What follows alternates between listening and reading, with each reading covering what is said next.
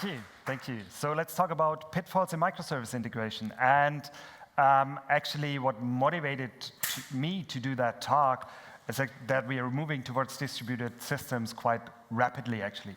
That gave the picture to the talk. That's my metaphor for distributed systems. So if you're in that small hut over there, for example, that's your one program, that's your one microservice, that's your one whatever it is. That's a relatively cozy place to be. So you can like close the door, have your heating, have transaction management, have like one programming language, one whatever threading, you know what's happening there. So that's okay. That's what we can kind of deal with. But when we open the door, then you meet that rough ocean, and that's the network. And the network is really, that's a bad place to be, and it does weird things. And it's not totally binary. It's not like working or not working. It's working a bit, or it's working like in a weird way.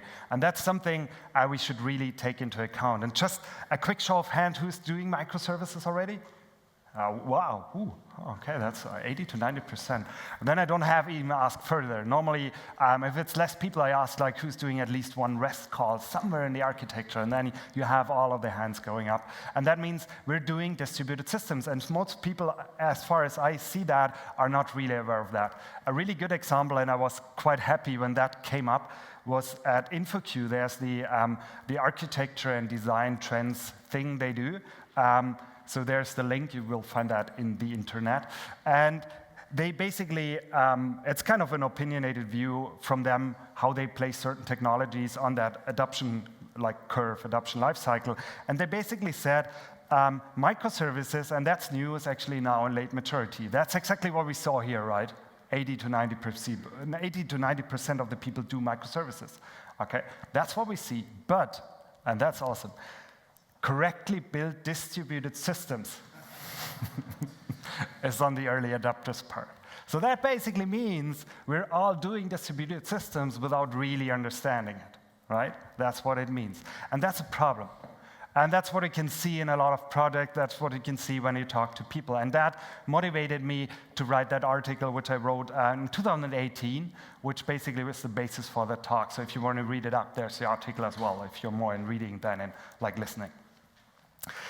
Let's jump into that. So one of the things that we see happening is a mindset shift that has to happen actually to support these microservice architectures. So one thing, for example, is some parts of the system are always broken. That's an assumption you should always make, right? It might not be the service itself. It might be the network towards the service. There are so many possibilities how it is broken.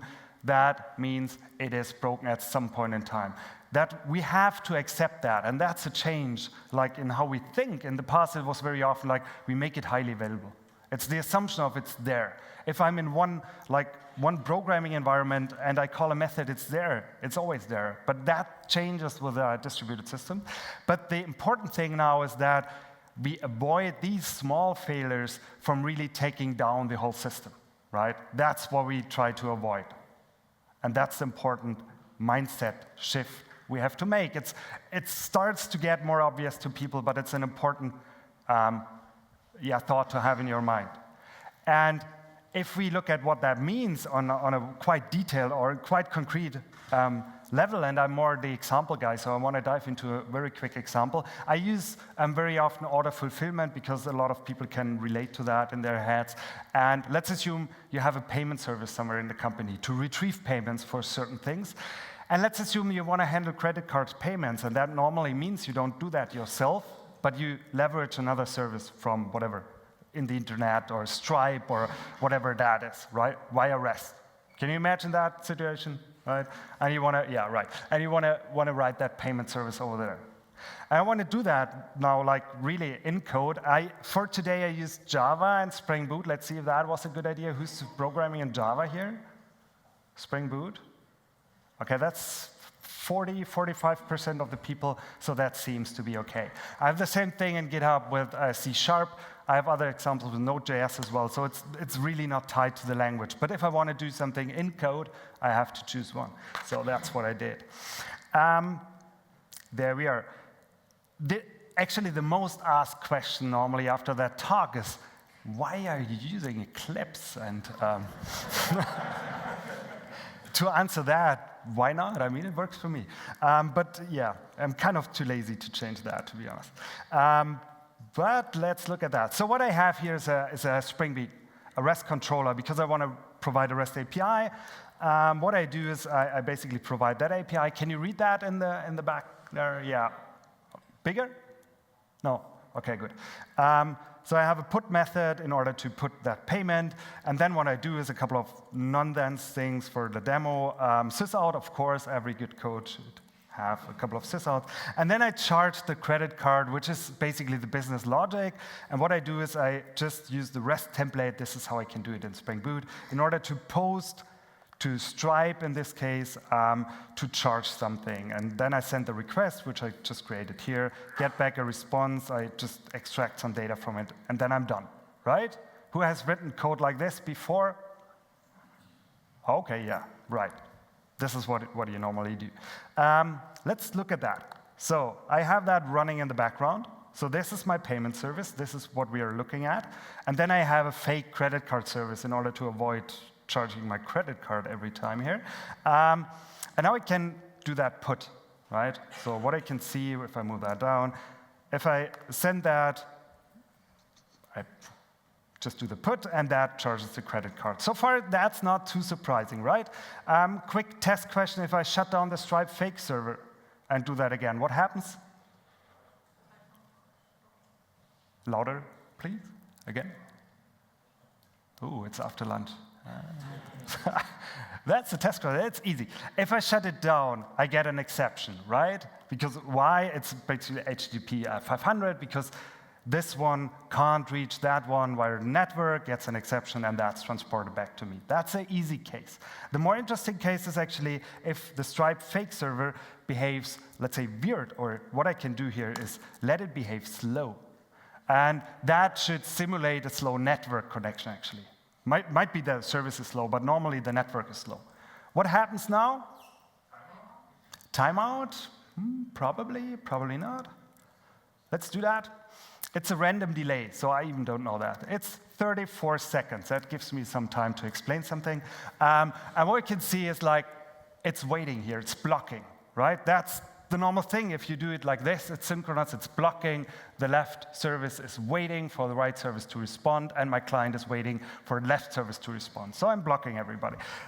Probably not too surprising here, but the problem I have with that is that we are now moving towards exactly that picture here. Because that means like we have that service which is slow, or the network is slow, and then we have that service, and that normally had a thread pool in order to answer requests. And these threads are not all blocked waiting for that one, meaning after some time this gets unresponsive because other ones can't call that anymore, and that like fires that down, and so on and so forth. So now we now have a cascading problem. There's an easy way of fixing that. If somebody wants to shout it out. Timeout, async. Oh yeah, async. I talk about async later. That's a good one. Timeout, I let that count. What I have in my V2, and I want to go into too much details here, it's a so-called circuit breaker. Let's see if some people are nodding. Some people are nodding. Very good. Circuit breaker is one of the basic patterns you should know if you do REST communication. The circuit breaker works like the one in your house. If something is weird with the electricity, it doesn't wait for the house to burn down. It just switches off the electricity, right? And that's what the circuit breaker here does as well. There are a couple of frameworks depending on the language and the environment. What I used here is Hystrix. It's actually kind of out of life, so you probably want to use Resilience for J, but I just kept it. For me, that does the job. And that's a circuit breaker. And what you can see is that I just have the code just wrapped within Hystrix. And then, despite that, the rest of the code is the same. And then if I do that, the behavior changes. And as you can see, this is now version 2, V2. Let's go there. Let's go there. It's still behaving slow. And if I go to V2, I send it over, right? This takes, again, a long time. But what you can see on the left-hand side, the circuit breaker kicks in and says, hey, that takes too long. Then you get that kind of timeout, and here you get an exception, right? OK? That's important because now you stop that cascading failure. The circuit breaker is quite clever, actually. It can also test like every 100 requests. Is it live again and switch on automatically? So there are a lot of things you can do there. So circuit breaking is one of the basic patterns. My observation is that people start to understand that they need a circuit breaker. So it's not like new knowledge. Hopefully not. If that's new for you, learn that. That's important, but it's a basic. And that's kind of also very often known as fail fast, so we don't want to wait for everything to burn down. We want to fail as fast as possible. That's important, but what I see projects is actually that's where they stop. And for me, that's where they should begin, actually. That's kind of the very basic pattern you should definitely know. Let me tell you a short story where this is relatively easy to understand. Who has used an airplane before? Yes, right. I wonder at what, yeah, no. But that's good, because then you know the process, right, of getting to an airplane. It normally means you get an email invitation, like 24 hours before that, hey, please check in. Then you click on the link, you select a seat, whatever you do has to confirm a couple of things, and then you check in, right? That's what you do. I did that for a flight, in this case, to London. It was Eurowings from Stuttgart. And that's why it's a German website, sorry for that. But I think it's very easy to get, and I translated it. So basically what it said, there was an error sending you the boarding pass. So I could check in, but it couldn't send me the boarding pass. How I imagine what happens in the background is that, okay, it's me in front of the computer. I just somehow communicate with that web UI of Eurowings. That communicates with a microservice for checking me in, for example. By the way, I'm not totally sure about Eurowings. We have other customers doing the same thing. I know that it's more or less like that. But the check-in microservice doesn't do everything on its own. It leverages other microservices to do that. So for example, kind of an output management thing if you want to get a PDF to print it out. Or my personal favorite, if you fly British Airways, you can send a fax. Awesome, there might be another service for that. Or that barcode generator generating that 3D barcode, you also get to the app. I think that's the most used nowadays. And what I imagine is that this just didn't work, right? So what we said earlier can happen. That's something that can happen. And they even had, I'm not sure if it's circuit breaking or whatever, but they had some mechanisms in place keeping that from bringing the whole website down. So it was responsive. I could check in. I could do everything. I just didn't get my boarding pass. So that's kind of okay from the design. But what I don't like about that is that the error they had somewhere down there, they basically really brought that up to me as a user. And that's kind of a really bad design decision from my perspective. That's not what I normally should do. Because what can I do about that problem? I mean, I want to have my boarding pass, right, for the airport. What would you do? Retry, yeah. F5, right? For a computer scientist, for engineers, that's a typical, that's natural. I just retry. If you speak to normal people, if you explain, just hit F5, it's always like, I have that discussion regularly in the family. It's like, why should it work the second time? Yeah, just try that. It does. But it didn't. In that case, it didn't. I did exactly that. I hit F5, doesn't work again. I waited a couple of seconds, tried it again, it didn't work. So what did I do next? I did something I call a stateful retry. I created a calendar entry in my Outlook to remind me to hit that button again in 4 hours, right? And that's a stateful retry. I made it stateful, persistent in my Outlook, in my calendar, to make sure I don't forget, and then I retried, right? And that's a valid pattern, but the thing is, it shouldn't be you doing that. The kind of funny part of that story was when I had my onward flight from London. I had exactly the same problem with EasyJet, but I actually like EasyJet here because they give you the work instructions. It's just not an error message. They give you the work instruction. We're having some technical difficulties. Okay, please log on again. That's a retry, right? If that doesn't work, please try again in 5 minutes. Okay, please see it all. But actually, that's the best part, I think. We do actively monitor our site. We'll be working to resolve the issue. There's no need to call. It's your problem. Solve it yourself, right? That's, well, okay. I mean, yeah, makes sense. But, I mean, it should be like, hey, okay, we have difficulties, so we will sort that out. It's not your problem. I mean, it's a boarding pass. I don't need that synchronous. I need it before I get to the airport. So they should just sort it out and send me the boarding pass whenever they are ready with it. All right? It's asynchronous. I can get it as an email in the app whenever, right? Just I don't want to do that retry. So in this case, I think the stateful retry should be, for example, in the check-in microservice and not in like me as a user, right? I think that's a much better design. The problem is when you discuss that with IT, with developers, normally not always, but normally they understand that. And I say, okay, but look, if we do that, and if we promise to send the boarding pass on time, we probably should do it reliably, and that means we have to store state. That's then state. State is bad, right? State is bad. Handling state, the naive or obvious thing, what you do, probably you're more serverless and do different things here, but the obvious thing is like you store it in a database or whatever, an entity. You build a persistent actor, if you like, a document. I don't care. There are a lot of ways of storing state. The problem is as soon as you do that, as soon as you have that pending boarding pass stored somewhere, you have like additional requirements around that, like scheduling. If it's waiting there for too long, somebody should recognize that and probably get active. Or you have to do the retrying, like periodically. Somebody has to trigger that. You have to think about, I want to change the whole code around sending boarding passes. What's with the currently waiting ones? So you have versioning issues. You probably want to see if then the boarding pass couldn't be sent with an exception, for example. You want to get that. You want to see that in operating. So there are a lot of requirements around that, which normally leads to people just not doing it. Just, that's a hot potato, let's throw that to the user, right? And that's not how it should be. That's my background. I come back to that in a second. I would normally use something like their tools doing that, like state machines or workflow engines. Whenever I discuss that, people are normally coming up with really workflow engines, these BPM stuff, like from the past, these like very complex, very proprietary, very big things from vendors.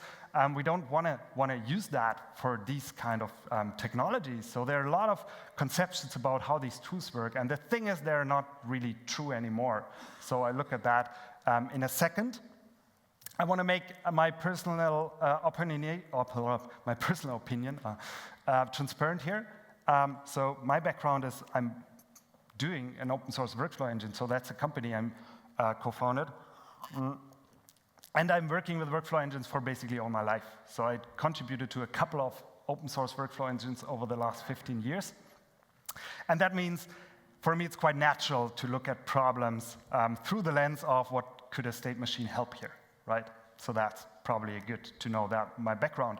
But that means I also look at the workflow engine market quite closely. And if you look at that at the moment, it's quite interesting that there is a lot of movement actually going on. So for example, if you look at the cloud vendors, so AWS is actually here. So if you go upstairs, talk to them, they have a tool called step functions, which is basically to orchestrate serverless functions.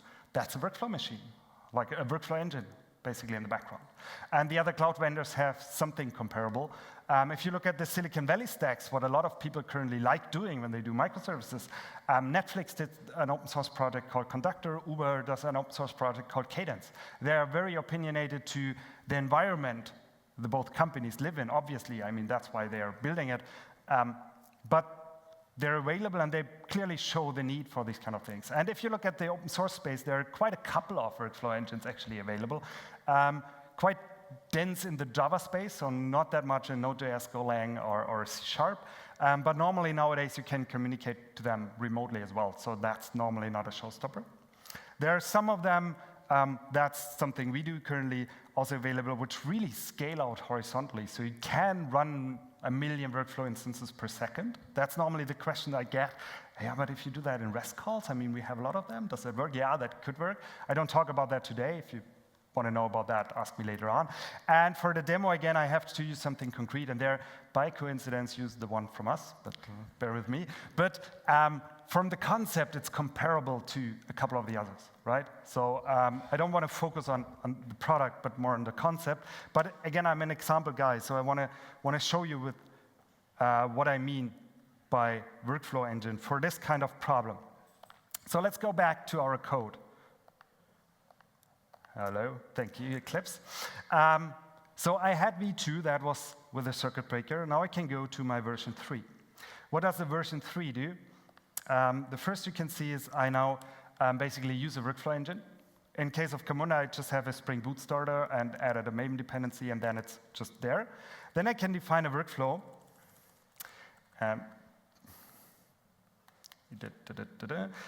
What I do it in code here. I could do it graphically. I'm actually not really doing that today. Why? Because what I see actually when I show graphical models to developers is very often they're afraid there's some magic behind they don't understand, which I totally get. So that's why I start in code, right? But you can do it graphically as well. So I say BPMN, come back to that in a second, create an executable workflow.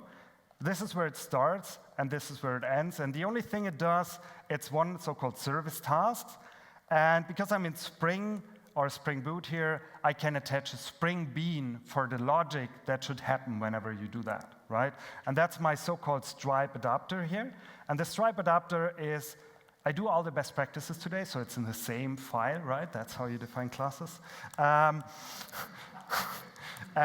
there's my Stripe adapter. The important part here is that the code within that class is exactly the same I had before.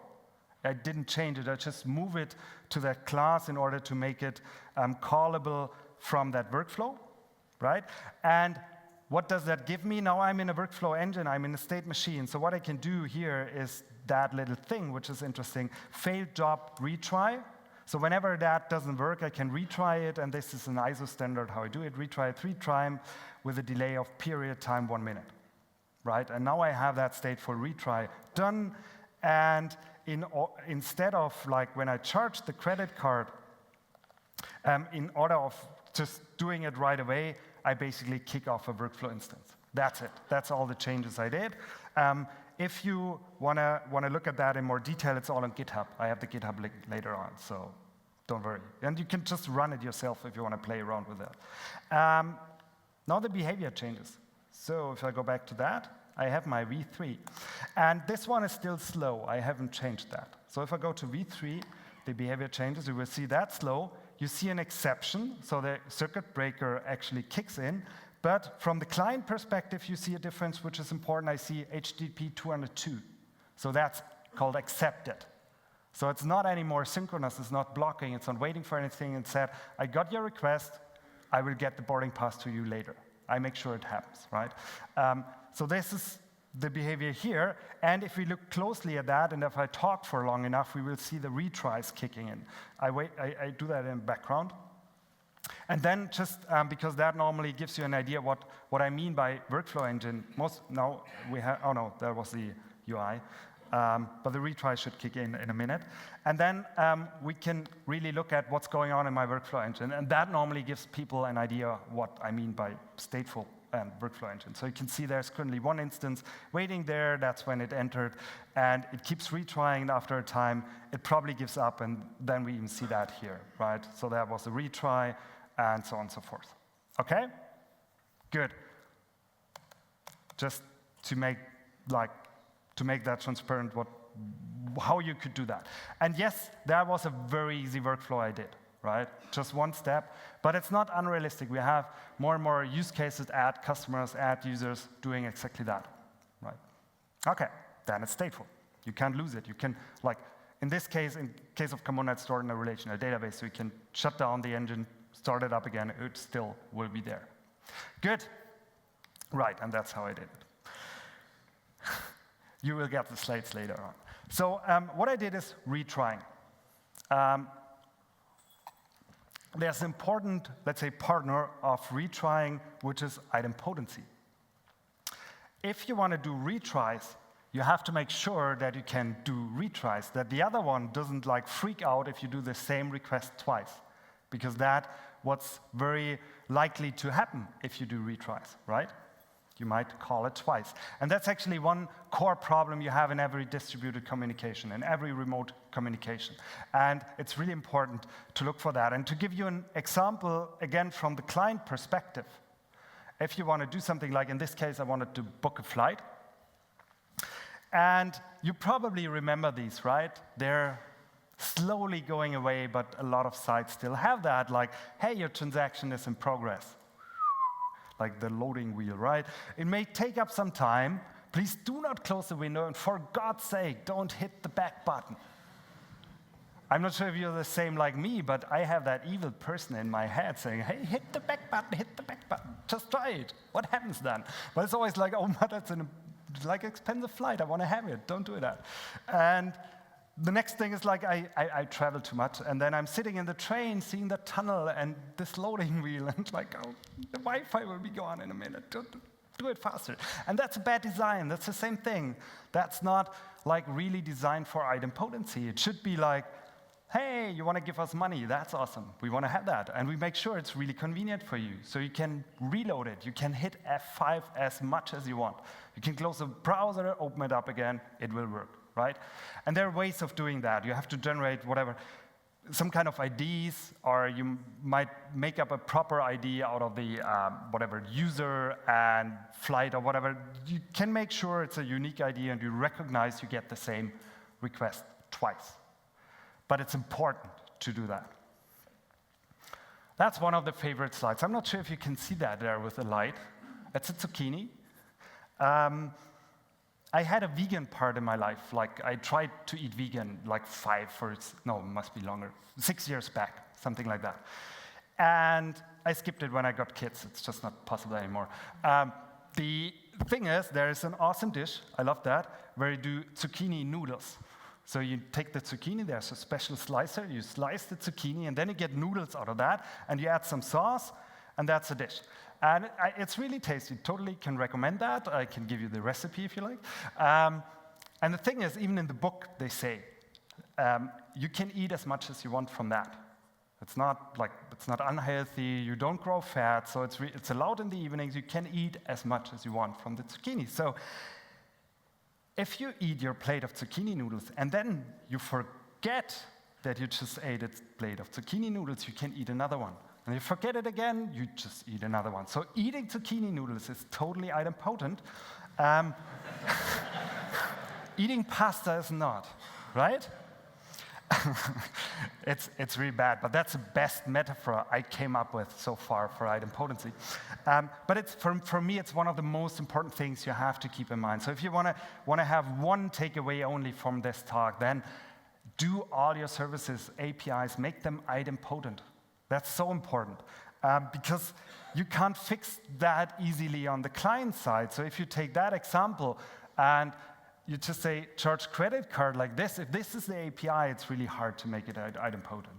If you have a transaction ID and that's generated on the client side, it's much easier to make it idempotent, right? And that's hard to fix if you don't have it. So whenever you create an API, whenever you create a service, make sure it's idempotent. That's super, super important in these distributed systems. Okay, that's a zucchini. Don't forget about it. But that's not it. So let's move further. Let's say you have that charge credit card thing here, and then you say at some point in time you normally give up. It might be time control. You said, hey, I tried it like 20 times. I give up.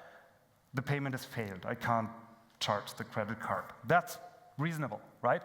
Thing is, we're in distributed systems, and there's one really ugly thing about distributed systems. If you get an exception, like a network exception, there might be 3 scenarios which just happened, right? The first is, basically the network had a problem while reaching the service provider, so you never reached it, right? It just got lost in the network. The next thing is you reach the service provider, it starts process your request, but then it exploded, right? What did happen? Did it commit its transaction? You have no idea, right? Or it probably did everything correctly, and then the response got lost. And the thing is, you have no idea which of the 3 scenarios just happened. You can't know that. And you can do the same thing, by the way, with messaging. You send out a message, never get a response. What happened? You don't know. You simply don't know. And that's important to keep in mind. So in this situation, even if you give up, right, you called the REST API, so it might went through. You might have charged the credit card, right? So it's probably customers are not that relaxed, and you charge the credit card, and it's saying, hey, we couldn't charge you. You don't get whatever you ordered, right? That's not a good thing. So in this case, for example, you have to think about that, about a strategy. It depends, again, on the API, what's a good strategy. But, for example, you want to cancel the charge or whatever that is, right? That depends. But, again, you have to make sure you think about that first. And the second is you have to implement it in a reliable way. And if you think about that, if charging was quite unreliable, it's a bit naive to think that the cancellation goes through with the first call, right? So you probably, again, have to retry that for a longer time. And I deliberately made that sequence. I said the payment is failed, so the client can work. Nobody waits for it, but I make sure I clean it up afterwards, right? This is kind of replacing whatever, like a bad shop at the end of the day, cleaning up all the cancellation charges. Good. And I'm using BPMN here, by the way, if you wondered what these fancy pictures are. It's a language for expressing these workflows. I'm personally a big fan of that. I think it's a very good language to express these kind of workflows. It's ISO standard. And I think it's relatively easy to understand, which is not unimportant. So if you look at that, for example, you can see where things are stuck. You could, for example, see 317 instances are currently waiting here, and then you can look into that. And that are normally, like operators, for example, want to look at that. And then they understand the context of what's going on. It's very different to a stack trace in a log file or whatever, a dead message in your messaging system. You really understand what's going on, not only as a developer, also as operations people, and then also like with business stakeholders. And the important thing also to understand is that even if this is we talk about quite technical problems here, the REST API can't be called.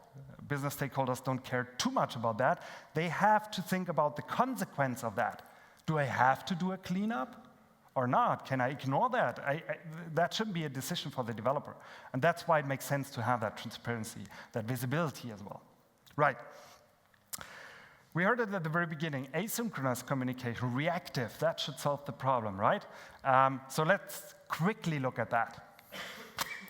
If we make our check-in example again, and let's assume we are not talking REST, but messaging.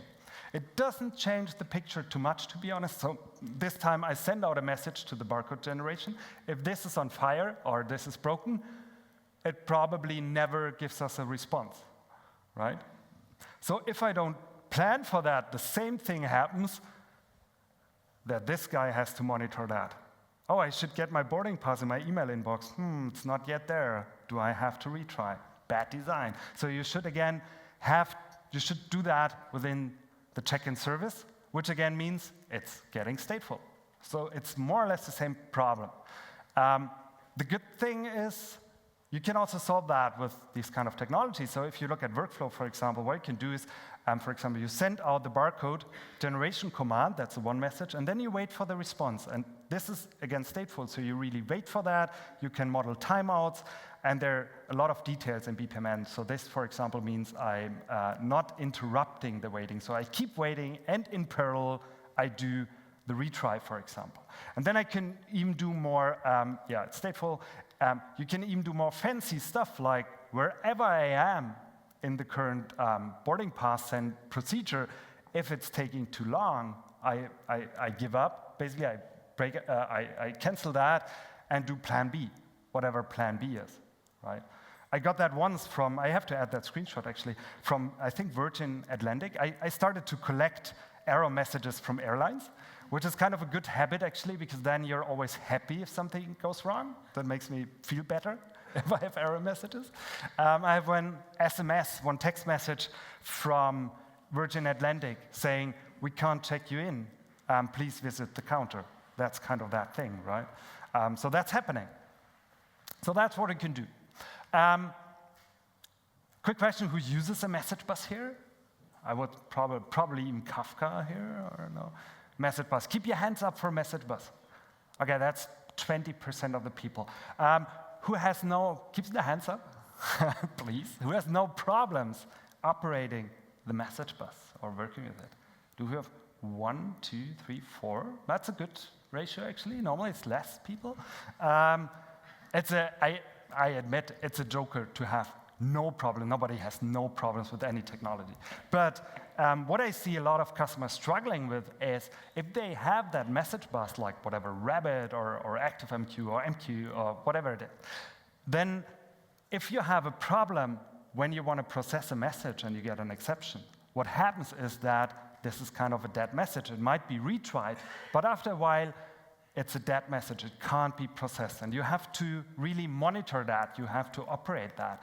And that normally leads to a lot of problems because most of the tools, they don't have proper tooling for that, proper UIs where you can see, okay, these are the dead messages. This is where they come from. That's the payload. Oh, there's some weird data in the payload. I fix that, redeliver. It's not easy. The tooling is just not there. I see a lot of companies now really build own tools for that. Basically, every bigger customer I see using messaging has their own message hospital. That's what it's normally called, right? And that's effort, and that's weird. I mean, and still in 2019, that's still the case. So what I found interesting, and I'm not trying to sell that as kind of a best practice architecture, that's important to me, but what I see customers doing is the following. So what we had so far, let's assume you have 2 microservices and like payment and credit card, and you call or you communicate via REST API, right? That's the left-hand side. And we created that small workflow to do that, right? This is kind of a push mechanism. I would call that push because the workflow engine or that service is actively calling the other one. If you use messaging, you use the message queue in between, but you still, from the perspective of the workflow engine or the service, you still push the message actively to the queue. You can use workflow engines in basically the invert direction, and you can use a pull mechanism, which basically means somebody else can fetch work, right? This is like you run the workflow engine, and this guy knows, hey, I can do B. So there are normally kind of topic names used as well. I can use B. Do you have to do something for me, right? That works. So then you pull work from it. And what you can do with that, you could build an architecture where you say the workflow engine is kind of distributing the work, right? Which I don't want to say replace messaging here, but we have customers which didn't have messaging and then they didn't go for it because this solves the problem as well. Because now you can say service B, it basically subscribes to I can do B.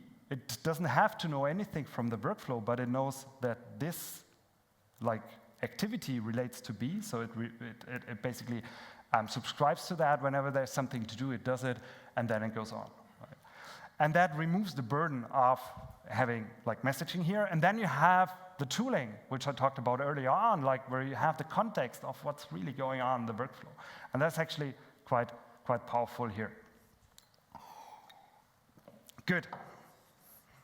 That gives me around 5 minutes for my favorite topic, actually. Distributed transactions, or consistency, or whatever you want to call that. So I want to refer to transactions here, or what I want to look at is basically kind of that asset property, and especially the all or nothing semantics, which we sometimes need. So we want to call 2 things and say either both happen or none of them happen, right? You know that probably. In the good old days, we just had a transaction manager said, begin transaction, do something, commit transaction, or rollback, right? Good. That's what we try to achieve. Who has heard of XA transactions, 2-phase commit? Okay, 30%. Keep the hands up who's using that. Who's happy with that? Okay, who has no problems with that? No. Okay, we had 1 or 2 people with that, which are happy with that, which is more than normally. Normally I have 1. It's kind of, I even thought about he's following me around. But the thing is, 2-phase commit tried to solve that problem, but it doesn't really work because of these distributed systems. And there is a good paper about that, so I don't have the time to explain why it doesn't work. Pat Held, he worked at Amazon at that time. He's now at Microsoft. No, Salesforce, sorry, he was at Microsoft in between.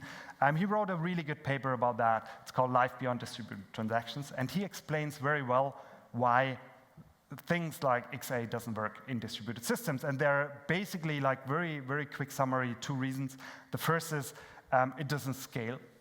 It gives you a bottleneck, so it's really not the best idea to do. And the second is it's too complex anyway. Nobody understands it. So there are situations where operators have to fix hanging transactions, and nobody ever understood how to do that.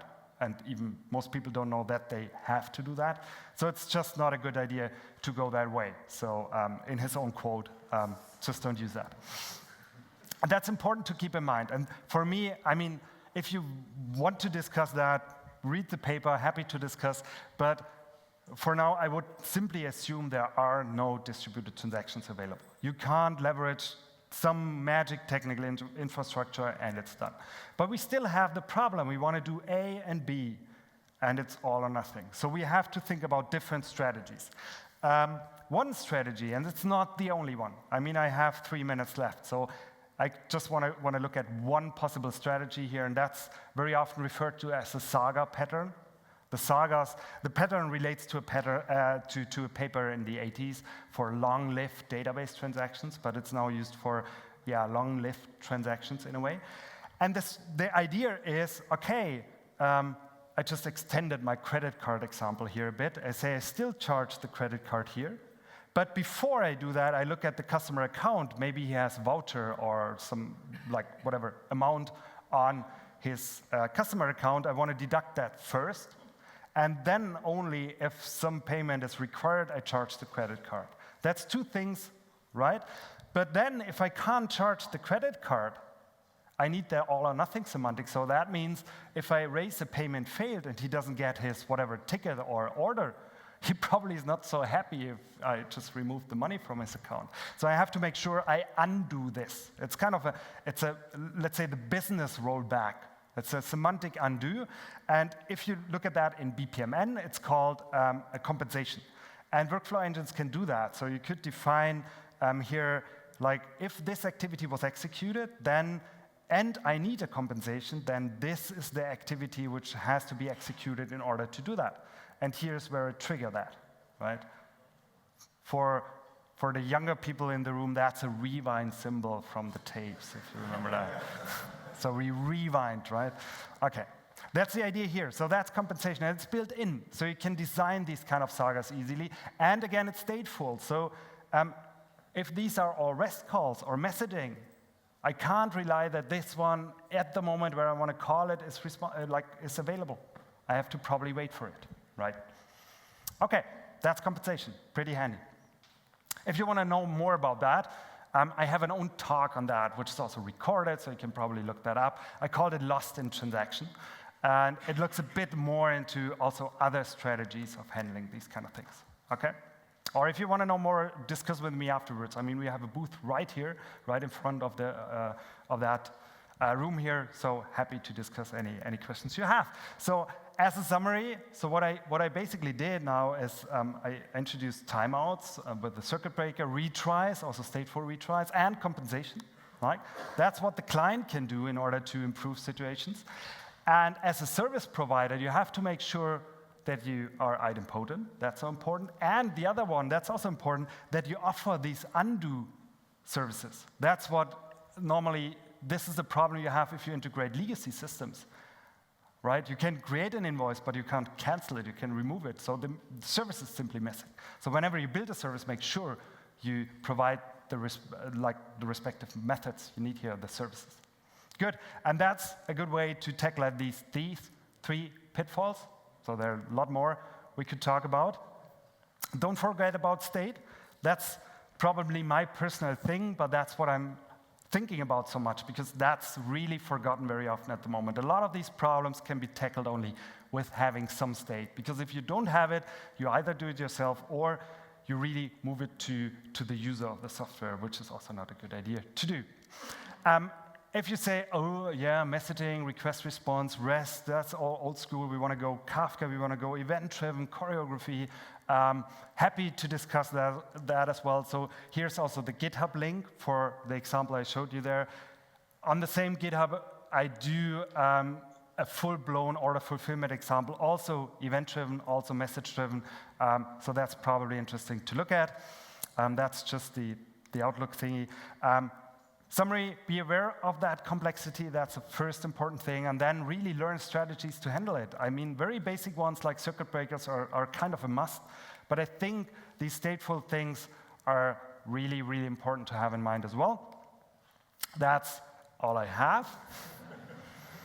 I was asked to put up that slide, which is also important for me. Give us feedback. We love feedback. Thank you so much.